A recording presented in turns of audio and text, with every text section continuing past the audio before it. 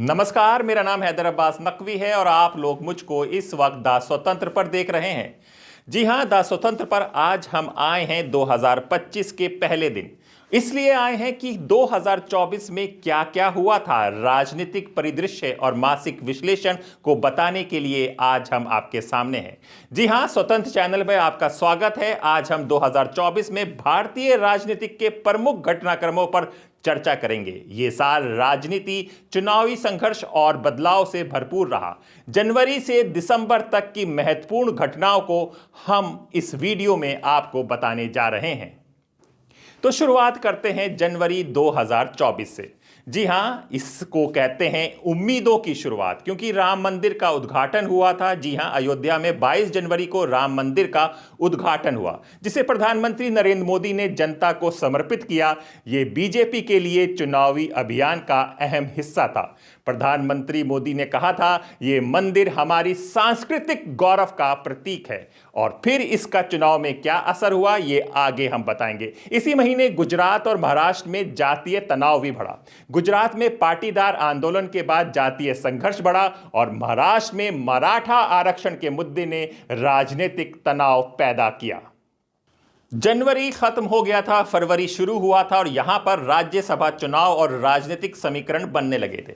जी हां, 27 फरवरी को राज्यसभा चुनाव में बीजेपी ने यूपी, कर्नाटक और हिमाचल में 15 में से 10 सीटों पर जीत हासिल की थी। यह क्रॉस वोटिंग और विपक्षी कमजोरी का परिणाम था। यहां पर लोगों ने कहा कि यह बीजेपी के लिए 2024 के चुनावी मोर्चे को मजबूत करने का महत्वपूर्ण संकेत है।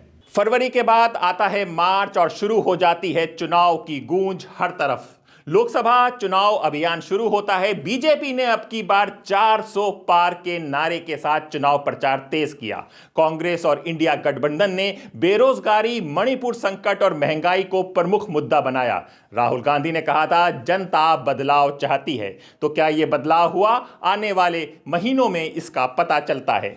मार्च खत्म होता है और आता है अप्रैल और शुरू होता है लोकसभा चुनाव का पहला चरण। चुनाव आयोग ने कहा कि इस बार का मतदान प्रतिशत 71% रहा, जो पिछले चुनाव से अधिक था। यहां पर मुख्य मुद्दे थे राम मंदिर, महिला आरक्षण बिल और बेरोजगारी। और फिर आती है मई, जो लेकर आती है लोकसभा चुनाव का रिजल्ट और बदलाव। जी हां, लोकसभा चुनाव का रिजल्ट आता है, जिसमें बीजेपी ने 400 का जो नारा दिया था वो 272 सीटों पर सिमट जाती है, लेकिन बहुमत के लिए एनडीए पर निर्भर रहती है। जी हां, इस बार जो बीजेपी की सरकार बनी वो नीतीश कुमार और चंद्रबाबू की बैसाखियों पर बनी। कांग्रेस ने 99 सीटों पर जीत दर्ज की। इंडिया गठबंधन कुल 234 सीटें जीतने में सफल रहा। यह चुनाव बीजेपी की लोकप्रियता में गिरावट का संकेत था और जनवरी में जो राम मंदिर का नाम लिया था वो अयोध्या बीजेपी हार जाती है।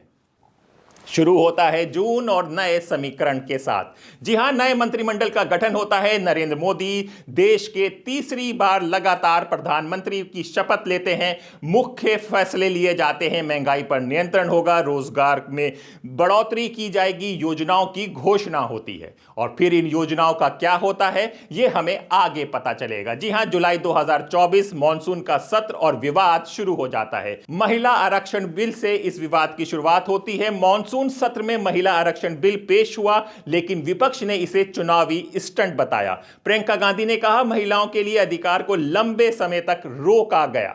फिर अगस्त विपक्ष फिर एक बार एक नई रणनीति बनाने की कोशिश करता है, क्योंकि आने वाले समय पर विधानसभा के चुनाव होने थे। जी हां, जम्मू कश्मीर में चुनाव अभियान तेज होता है। पहली बार जम्मू कश्मीर में विधानसभा चुनाव की घोषणा होती है। फिर आता है सितंबर 2024, क्षेत्रीय दलों का उदय होने की बात। आंध्र प्रदेश और उड़ीसा चुनाव में इन राज्यों में विपक्षी दलों ने सत्ता में वापसी की।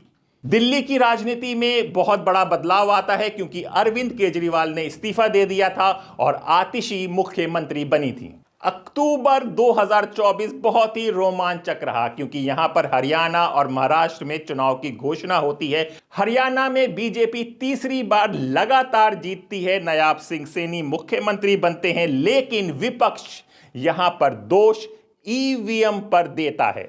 महाराष्ट्र में महायुति गठबंधन ने विपक्ष को पीछे छोड़ते हुए शानदार जीत हासिल की थी।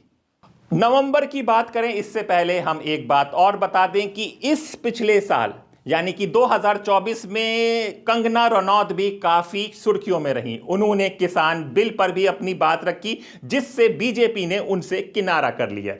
चलिए अब बात करते हैं नवंबर 2024 की, मणिपुर संकट और झारखंड चुनाव। जी हां, झारखंड में जीत हुई, झामू कांग्रेस गठबंधन ने सत्ता को बरकरार रखा। मणिपुर में तनाव बढ़ता रहा, जातीय संघर्ष खत्म करने में केंद्र सरकार असफल दिखी। और फिर आ जाता है आखिरी महीना यानी कि दिसंबर 2024 और फिर शुरू होता है दिल्ली में चुनाव का शंखनाद। 2024 के अंत में भारतीय राजनीति ने दिल्ली में असाधारण गतिविधियों को देखा। मणिपुर और असम में अस्थिरता, पूर्वोत्तर भारत में संघर्ष बढ़ा। कांग्रेस का सम्मेलन हुआ जहां राहुल गांधी ने पार्टी में नई ऊर्जा लाने का आह्वान किया। दिसंबर का महीना खासकर दिल्ली विधानसभा चुनाव की तैयारी और उसमें बढ़ती तीव्रता के लिए यादगार बन गया। यहां पर अरविंद केजरीवाल ने योजनाओं और वादाओं की झड़ी लगा दी। वादाओं और रणनीतियों की जंग तेज हो गई। जनता को लुभाने के प्रयास शुरू हो गए। दिल्ली के सियासी मैदान में चुनाव प्रचार ने तेज रफ्तार पकड़ी। आम आदमी पार्टी ने अपनी सरकार के पिछले कार्यकाल की उपलब्धियों को गिनाया। मुफ्त बिजली, मुफ्त पानी योजनाओं को केंद्र में रखते हुए उन्होंने दिल्ली का असली विकास का नारा दिया। और यहीं बीजेपी ने आम आदमी पार्टी पर भ्रष्टाचार और अनियमितों के आरोप लगाते हुए ईमानदार दिल्ली, मजबूत दिल्ली का नारा दिया। कांग्रेस भी पीछे नहीं थी। कांग्रेस ने शिक्षा और स्वास्थ्य क्षेत्र में अपनी योजनाओं के साथ वापसी का दावा दिया और अरविंद केजरीवाल के खिलाफ संदीप दीक्षित को नई दिल्ली सीट से खड़ा कर दिया।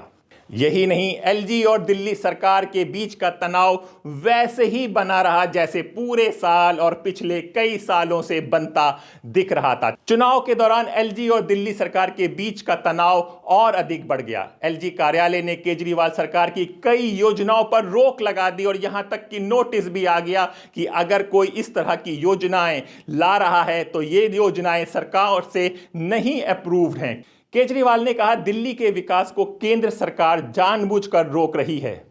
दिल्ली में मेट्रो किराया भी विवाद रहा। मेट्रो किराए में बढ़ोतरी को लेकर एलजी और दिल्ली सरकार में विवाद गहराया। बीजेपी ने इसे आम जनता पर बोझ बताया, जबकि आपने कहा कि यह कदम विकास के नाम पर दिल्ली वासियों की जेब पर हमला है। युवाओं का रोजगार, दिल्ली के युवा वर्ग में बेरोजगारी का मुद्दा छाया रहा। महिला की सुरक्षा पर पार्टी ने विशेष योजनाओं की घोषणा की। एलजी बनाम दिल्ली सरकार के बीच तनातनी ने दिल्ली की राजनीतिक स्थिति को बेहद अस्थिर बना दिया। यह दिल्ली के नागरिकों के लिए चिंता का विषय बन गया। आम आदमी पार्टी की मुख्यमंत्री आतिशी ने कहा, दिल्ली के लोग हमारी नीतियों पर भरोसा करते हैं। वहीं बीजेपी ने इसे आपका अंत कहकर चुनौती दी। तो इस तरह 2024 का अंत हुआ और आगे क्या होगा, यानी कि 2025 में क्या होगा, इसके लिए आप बने रहिए द स्वतंत्र के साथ। नमस्कार।